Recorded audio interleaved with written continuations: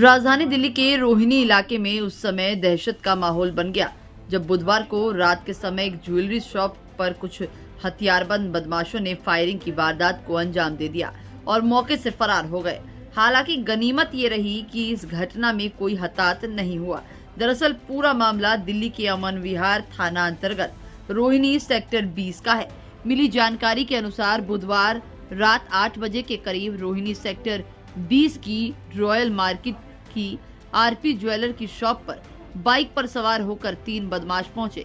बदमाशों ने पहले तो दुकानदार से पाजेब खरीदने की बात की तो दुकानदार को उन पर शक हुआ, लेकिन जब तक वो कुछ समझ पाता तब तक उनमें से एक ने 3 राउंड फायरिंग कर दी और मौके से फरार हो गया।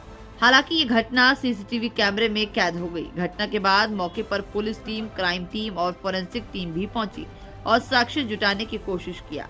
ज्वेलरी शॉप के संचालक के मुताबिक यही बदमाश बीते शनिवार को यहां रेकी करने आए थे।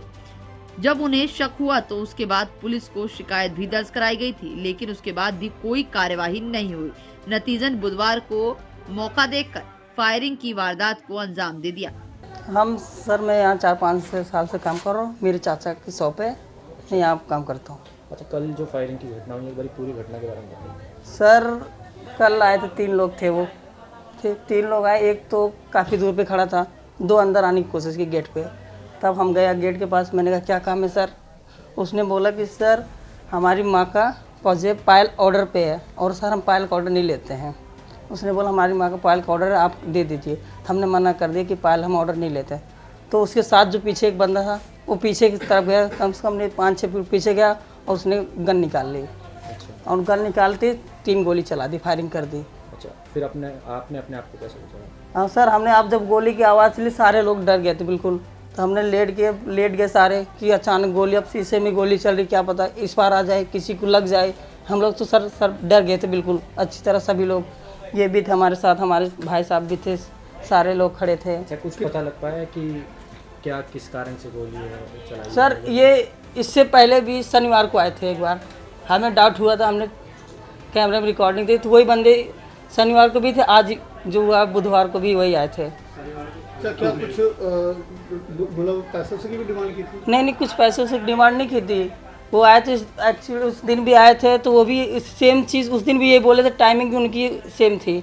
उसे ये 8:40 45 मिनट बीच की बात की। शनिवार को भी इसी के बीच में आए थे और बुधवार को इसी के बीच में आए हैं।